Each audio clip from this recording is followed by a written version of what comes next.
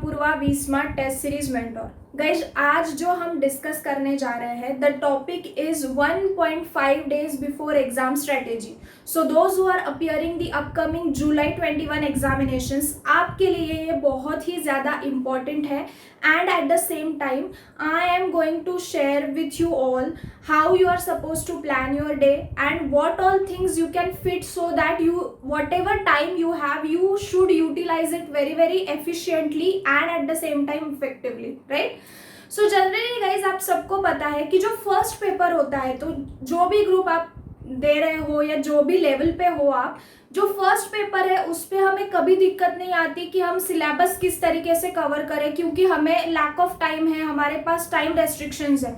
Because generally क्या होता है, जब डेट है एग्जाम की हमारे आईसीआई के पेपर की, उसके 2 दिन 3 दिन 4 दिन 5 दिन पहले हम वो सब्जेक्ट ले लेते हैं। So generally for the first paper we don't have any restrictions as such to cover up the syllabus, but yes, from the next paper onwards we do have a time restrictions. Do you all agree?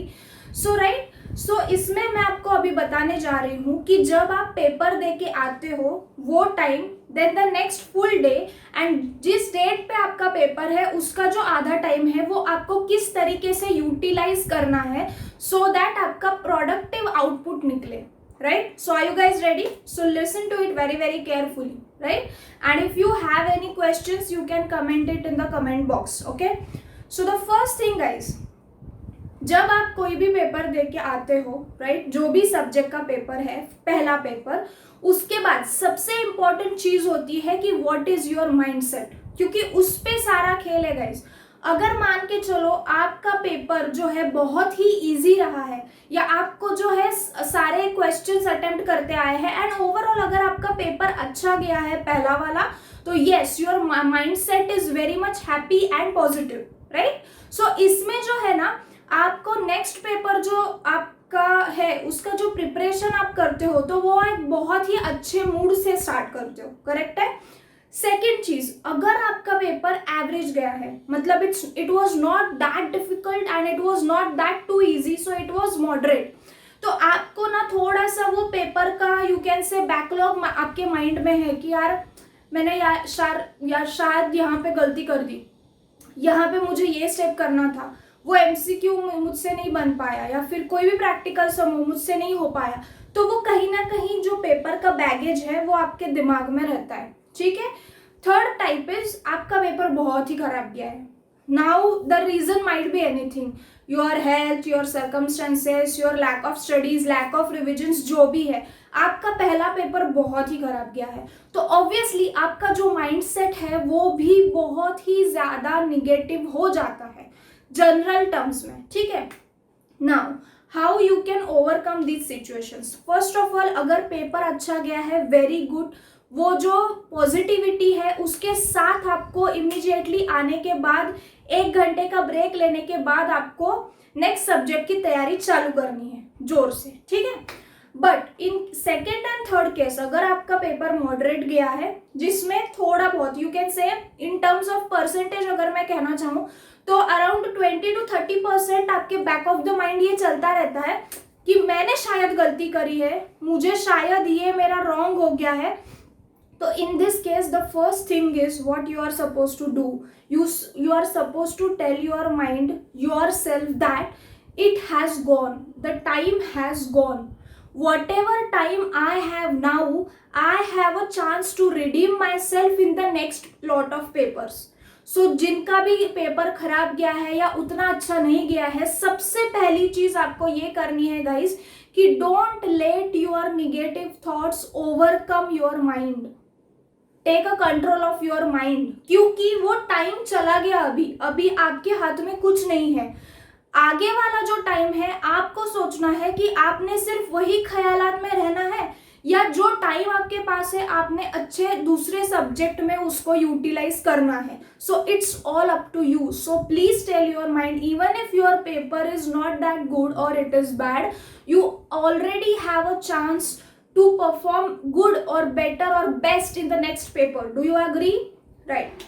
So the thing is, your mindset should be very very positive, and at the same time it has to be out of that zone. जो हुआ वो हुआ guys. Okay, so the first thing which you need to understand is your mindset. Second important tip I want to give you is, generally please don't discuss your paper. Please don't discuss it with your friends, with your teachers, no one. आपने दिया क्योंकि एक बार अगर आप discuss कर लेते हो, in case how, मतलब आप ये कैसे फिगर आउट करोगे कि आपके फ्रेंड ने सॉल्व किया है वो बराबर है या आपने सॉल्व किया वो बराबर है? Again it creates a lot of confusion in your mind and you waste time, right? So please don't discuss your any of the paper. Last paper जो है ना, भर भर के डिस्कस कर लो, कोई गल नहीं, right? So please don't discuss your paper. एक बार वो गया, रहने दो वहां पे ही.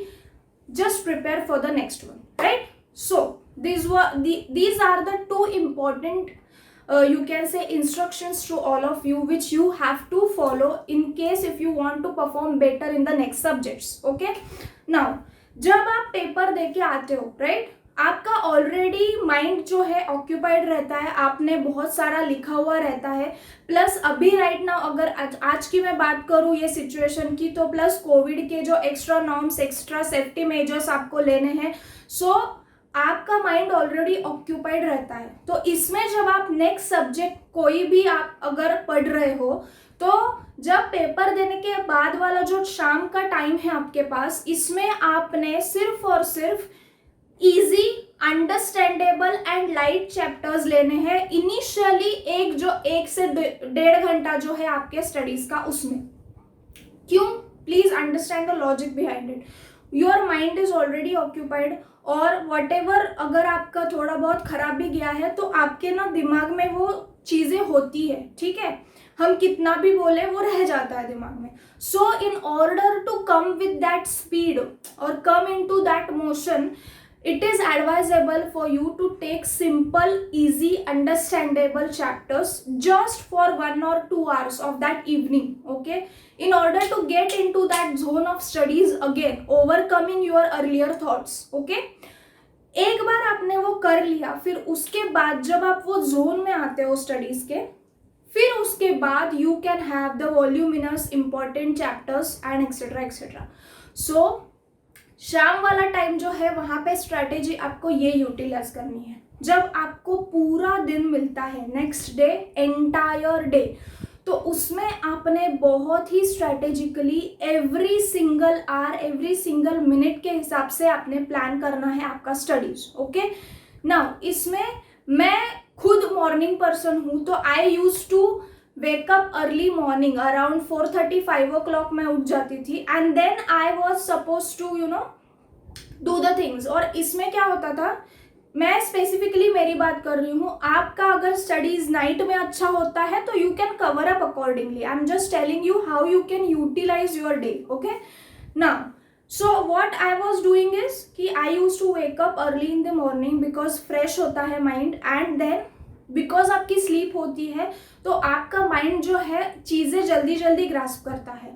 तो वो टाइम जोन में, मतलब 5 to 8 या 5 to 9 का जो टाइम जोन होता था, उसमें मैं वही चैप्टर लेती थी जो सबसे इम्पॉर्टेंट है, उसका क्वेश्चन आने ही वाला है पेपर में, and at the same time it is voluminous, right? So वो चैप्टर मैं पहले कर देती थी. सो बिकॉज मेरा माइंडसेट फिर शांत हो जाता था कि यार यस, मैंने I have covered around 16 marks of my paper, right? Then I use to plan again. What I use to plan is कि जब ये 5 to 9 वाला स्लॉट खत्म होता था, I use to take half an hour break because that is required. Okay, half an hour break लेने के बाद I again start with the other chapters और अदर सब्जेक्ट अदर टॉपिक्स जो भी है. तो इसमें इस तरीके से आपको प्लान आउट करना है गाइस कि शाम का टाइम जो है easy, better, understandable chapters in order to come in to that motion. The next important day you have to utilize it very very cautiously. Please plan your day accordingly, right? और 1.5 days before exams में आपने कोई भी नई चीज़ को हाथ नहीं लगाना है. सबसे पहली चीज़ दूसरी चीज़ है अपने अमेंडमेंट्स वाले जो सब्जेक्ट्स है तो कंपलसरी अपने अमेंडमेंट्स कवर करके ही जाना है। स्पेशली अगर जो पूरा दिन आपको मिल रहा है उसमें अगर नहीं हो पा रहा है आपसे, तो जो पेपर के पहले का टाइम है उसमें तो आपने डेफिनेटली अमेंडमेंट्स करके जाने ही है। Latest RTP, last attempt RTP आपने कवर अप करके जाने हैं, छोड़ना नहीं है आरटीपी का, right. So the very important thing guys is how you plan your day, that matters a lot. So अगर मॉर्निंग का टाइम जो है आप अच्छे से पढ़ पा रहे हो तो उसमें आप वॉल्यूमिनस चैप्टर्स जिसका वेटेज है और जो इम्पोर्टेंट है वो पहले कवर अप कर लो, because that is again a psychological this thing कि आपको माइंड में रह जाता है कि यार हाँ मैंने ये कर लिया है, अभी मुझे थोड़ी शांति हो रही है कि सबसे बड़ा पार्ट मैंने कवर अप कर लिया है, ठीक है। फिर again you can take up the smaller chapters which have 5 to 6 marks weightage in the paper. Again शाम के टाइम में आपको जो भी आपने आपका रह गया है वो आप कर लो। सबसे इम्पॉर्टेंट चीज़ है कि अगर आप प्रैक्टिकल सब्जेक्ट पढ़ रहे हो, राइट, तो प्रैक्टिकल सब्जेक्ट में प्लीज एक सम तो सॉल्व करो, हर एक चैप्टर का सॉल्व करो, फॉर्मेट्स देखो, क्योंकि क्या है ना, बहुत सी बार हम कंफ्यूज हो जाते हैं कि यहाँ पे ऐड करना था आइटम, लेस करना था, and how do I start. So practical subject में at least one sum you can solve. I am not saying कि पूरा ड्रॉ करके ये करके सॉल्व करो, but in order to understand the format you have to solve at least one sum, okay. बाकी क्या आप प्रेफर कर सकते हो, राइट। थ्योरेटिकल सब्जेक्ट में भी गाइस, थ्योरेटिकल सब्जेक्ट में आप जो भी कर रहे हो इसमें आपको सबसे ज़्यादा फोकस देना है क्वेश्चन आंसर्स पे, क्योंकि ये टाइम होता नहीं है कि प्रोविजंस पढ़ते बैठो, राइट। क्वेश्चन आंसर्स पे फोकस करना है। जब आप क्वेश्चन आंसर्स करते हो, आंसर में कोई प्रोविजन होती है तो ऑटोमेटिकली, बिकॉज आपने पहले पढ़ा हुआ है, आपको वो रिकॉल होने लगती है चीज़ें। इन केस अगर आपको रिकॉलिंग करते वक्त ये भी होता है कि आपको वो जो प्रोविजन है उसके आजू बाजू का कुछ भी नहीं याद आ रहा, ठीक है, तो उस केस में क्या करना है, फटाक से अपना जो प्रोविजन बुकलेट है उसको सिर्फ एक बार पढ़ो और आगे चलो, so that there is not a block in your mind कि यार वो प्रोविजन का मुझे याद ही नहीं आ रहा है कुछ, और उसमें हम 10 मिनट वेस्ट कर देते हैं। Just when ever you feel that ये प्रोविजन के आजू बाजू में भी कुछ है जो इम्पोर्टेंट है और आपको वो याद नहीं आ रहा है, just take up your provision book, read the provision, get it done, get it sorted over here and just move on to the next question and answer. Are you with me? So इसी वे में आपको पूरा जो है 1.5 days before your examinations plan out करना है। Amendments छोड़ के नहीं जाने हैं, इम्पॉर्टेंट टॉपिक्स छोड़ के नहीं जाने हैं, रिविजन होता है, it is manageable. Only the thing is कि उसके लिए आपको थोड़ा जो प्रिपरेशन आप जो पहले करते हो वो आपने किस तरीके से किया है उस पर सारी चीज़ें डिपेंडेंट है गाइज। सो ये जो फ्यू ट्रिक्स एंड टेक्निक्स है ये आप आजमा के देखो, because that has been worked in my case and in all other students case as well. सो please be positive, please be confident, please have a proper mindset, because these 3 things are very crucial right now, instead of मतलब pressurizing yourself or blaming yourself कि मैंने पहले क्यों नहीं किया, मैंने ये क्यों नहीं किया, मैंने वो क्यों नहीं किया। अभी जो आपके पास टाइम है, आपका मतलब होशियारी इसमें ही है कि जो टाइम अभी आपको मिला है वो आप बहुत ही अच्छे से यूटिलाइज करो, that's it, and then everything rests up to your efforts, that's it. So all the best, do well, study well, and please be motivated. All the best.